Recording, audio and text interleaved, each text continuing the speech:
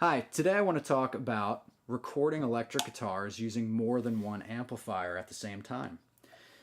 So number one, why would we want to do this? Well, something I learned through making a lot of mistakes over the years, especially as I got access to the ability to have unlimited tracks, I would tend to layer performance after performance, and the objective was to get a bigger and bigger sound.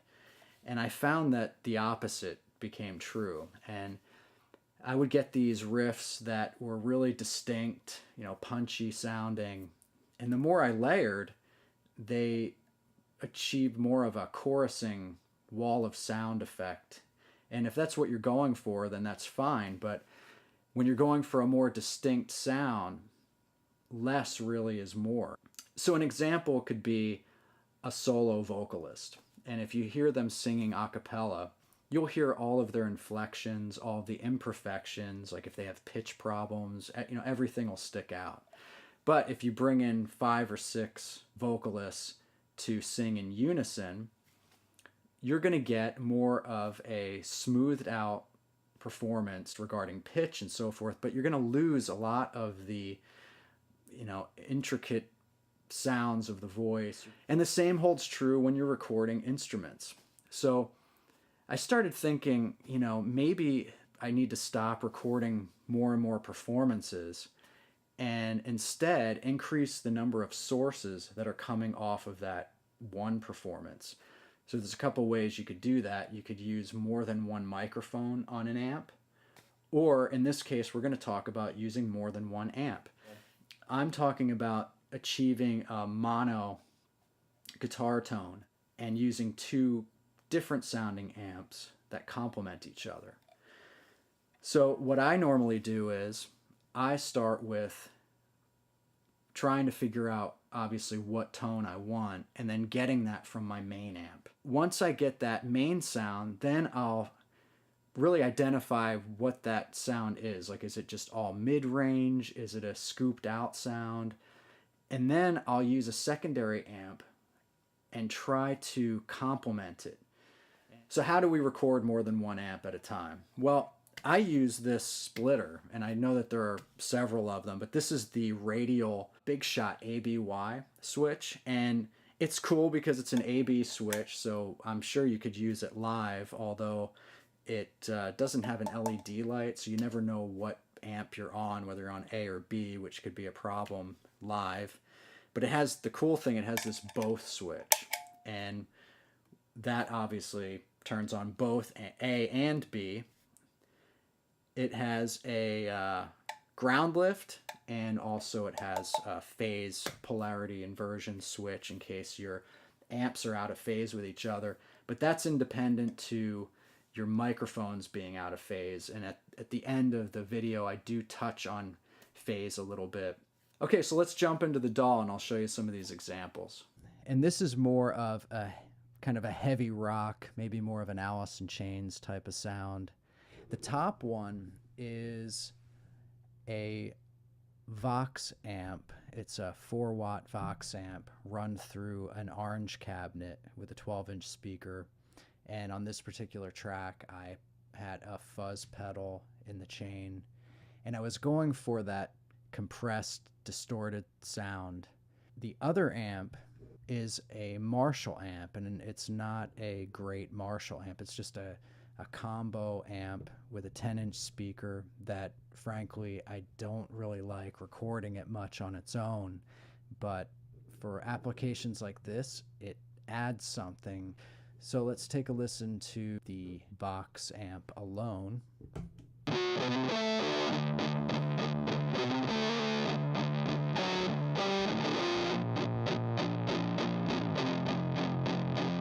So you can hear that's kind of a gnarly sound. It's pretty, it's kind of nasal sounding. When we look at the Marshall amp, this one is more of a full tone, and you'll hear what I mean. You'll hear more low end, and it's a little bit more fizzy.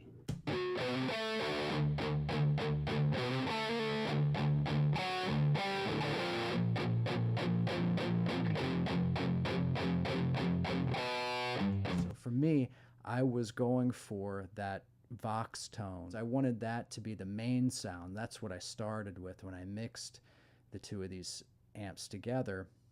And then I brought the Marshall up to be more of a support and fill out the tone to get the overall sound. So let's do this again, and I'll play the Vox alone, and then I'll add the Marshall.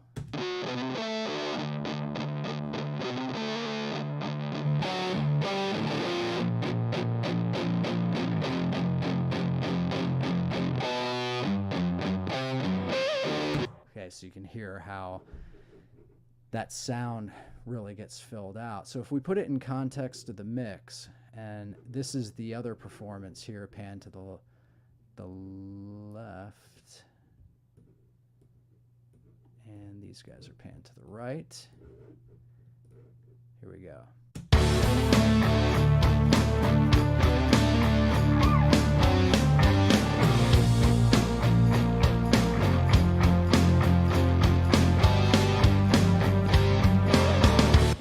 Both of these performances, if I remove the Marshall amp out of both of them, let's see if we could do this.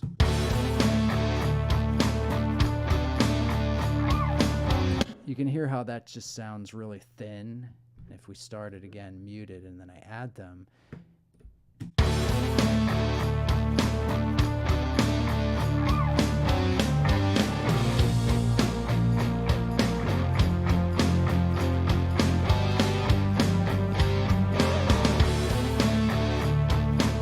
so I think the two of them complement each other. Now the other thing I want to mention, I have a plugin on one of the tracks here, and all this plugin is doing, it's an EQ plugin, and it's just got the polarity switch engaged.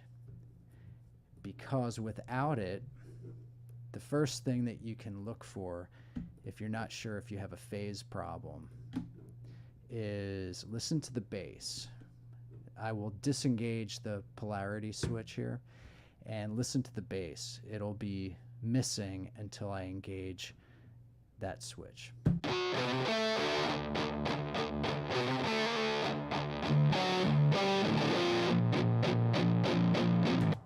Okay, so that's just something to be mindful for. And there's lots of places to learn about phase and polarity, so you can seek that out, because that could be a problem. All right, so let's look at another example. Okay, so for this song, I was going for a more extreme variance of tone, let's put it that way. So I used my orange amp, which is an OR15 amp, and that was my main tone. And then I complemented it with this Winston amp that really sounds like you're playing through almost sounds like you're playing through a telephone. But the cool thing is, if you've ever seen those little Dan Electro amps or those little micro stack amps, I think if you have one of those laying around, you can use one of those in this context to just add like maybe some mid-range, that honky mid-range to your tone. Worst case scenario, you get into your mix, it doesn't work, and you just mute the track.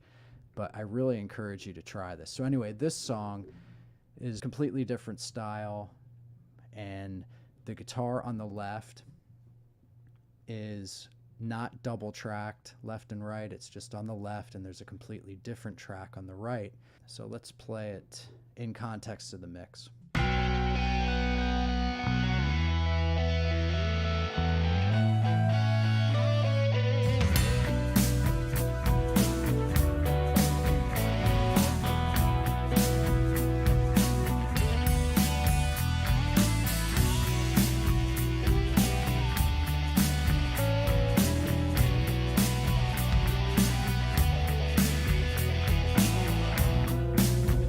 So if I play the orange alone, this is what we have.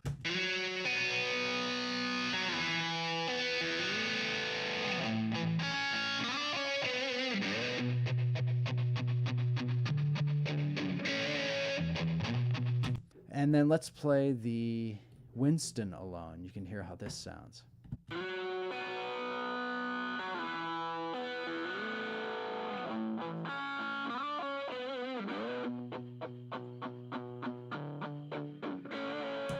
let's start out with the orange, and I'll add in the Winston.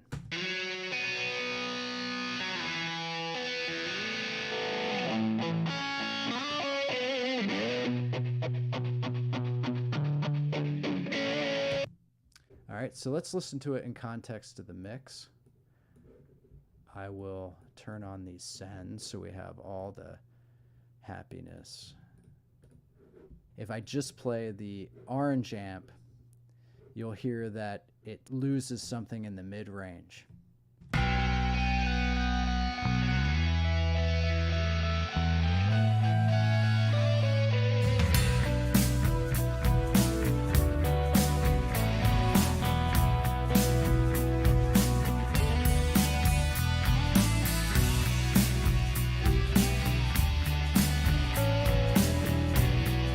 Especially on that little like kind of lead part there, it really sounds needly or whatever without that Winston part, which is amazing how when you layer in these tones that don't really sound good on their own, they complement really well.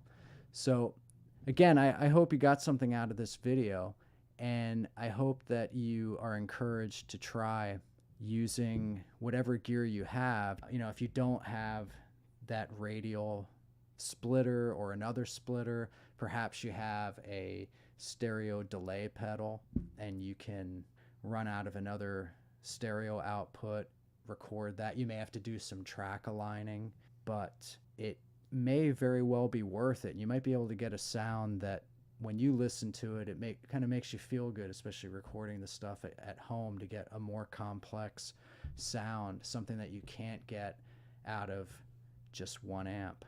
Thanks a lot for watching. Take care.